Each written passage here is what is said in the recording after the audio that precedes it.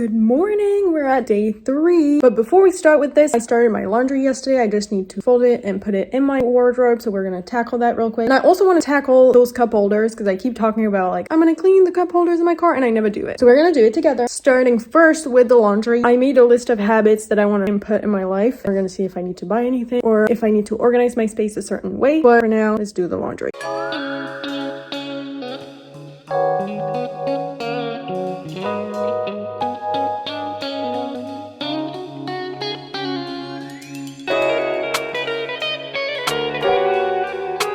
I took my shower, made myself some food. I'm gonna take a little break to eat and then we're gonna take care of the car after all this time. Finally, time to clean that car. This area is pretty much cleaned up. Not too dirty in there, it will take a second. And then I'm gonna do behind and the sides.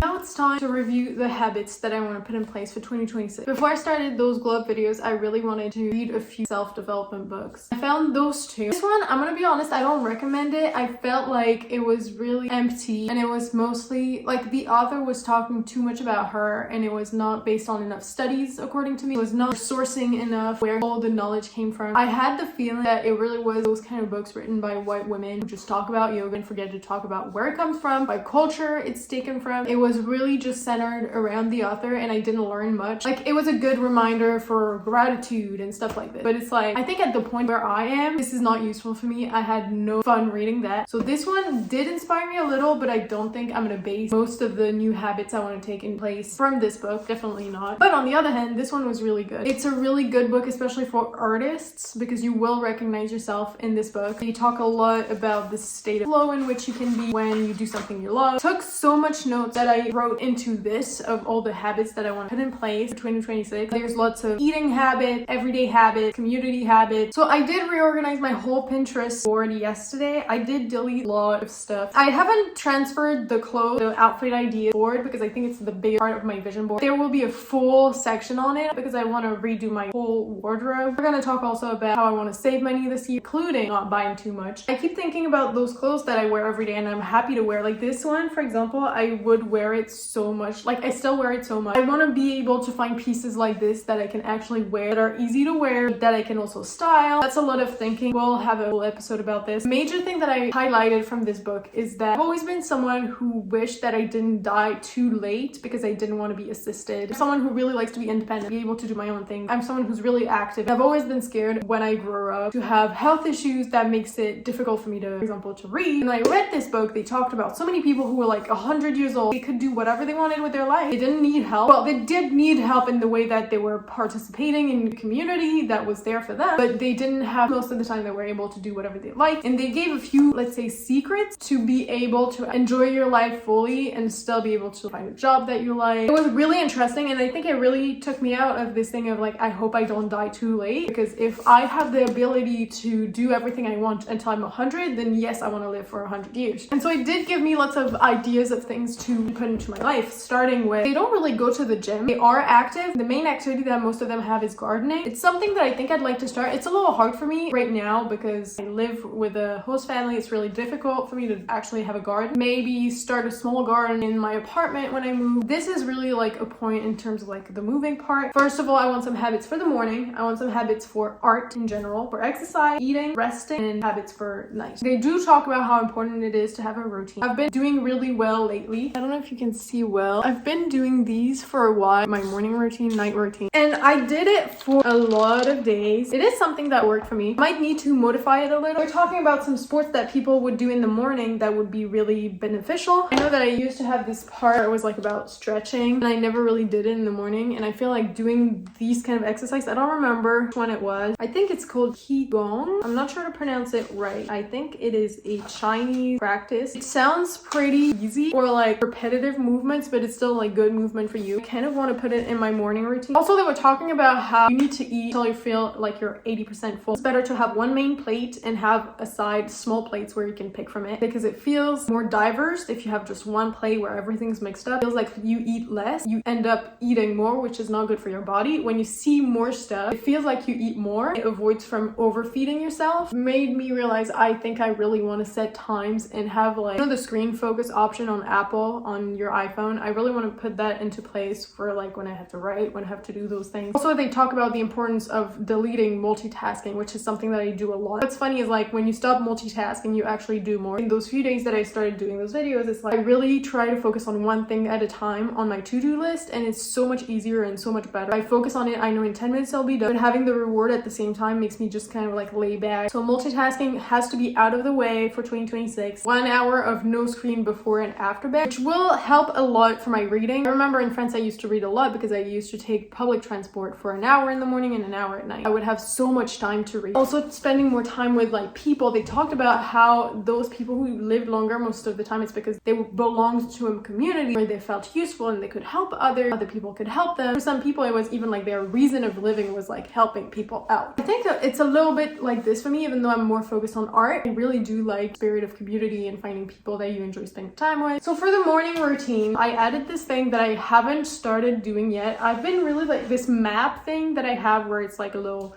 road of the things I have to do in the morning. It really evolved. Like if I go back at the very beginning, it didn't look like this at all. First of all, at first I was writing sentences and stuff, and then I passed to this thing. For me, it's better with journals that I can personalize myself. And I know for those who are wondering, like, how do you find the energy to do all those pages? I add it as a part of my night routine to prepare the next day's page. The more you do it, the more you realize it takes like 2 minutes to do it. And like this for tomorrow, you have your boxes and the things you have to fill. I've been thinking about launching again my podcast on writing, just only once a month, because twice a month was too much for me, I think, and I ended up not writing my book enough. I was procrastinating to write it because I didn't have a good writing tool, and I know that the ones that I was using AI, so I didn't want to write on it.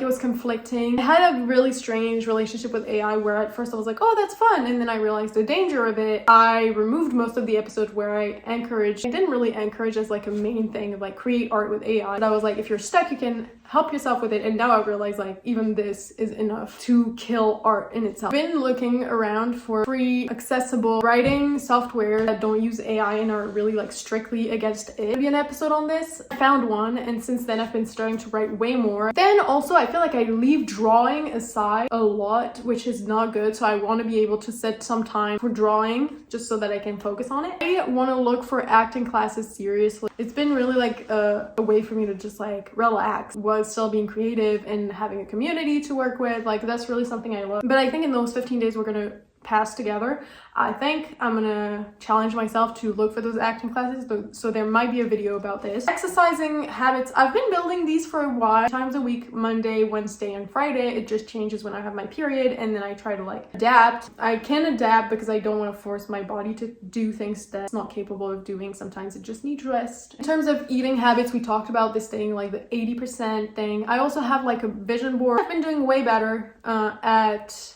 cooking and stuff, at meal prep and everything. I'm really proud of this. I'm always happy to cook. Resting, I think resting is also like, I need to, like, I'm a big work person. Like I will start 100 projects at the same time, and if anyone tells me that I can't do it, I'm gonna prove them wrong and I'm gonna do it. But sometimes I need rest. Like I need to be like, okay, I need to rest. I need to sit down and watch a show or sit down and read. Mostly because it happens very often that I end up watching shows over and over and over again, or scrolling on Instagram for hours because I'm tired, but as I don't want to recognize it and I have lots of things to do, I end up procrastinating. If I do have habits for resting, I think procrastination will be less like obvious for me to go to. Last one is the night routine, but I think the night routine is kind of like the morning routine. For me, it has been pretty, my light turned off. It's okay, I'm gonna finish real quick. My night routine has been really similar to like my morning routine. The way I do it, it's gonna be really kind of like the same thing. It's been working out well for me. I need to buy an alarm, and you know what, maybe we'll go do that. I want to be able to turn off my phone in the morning, at night, and in the morning I don't end up scrolling on Instagram instead of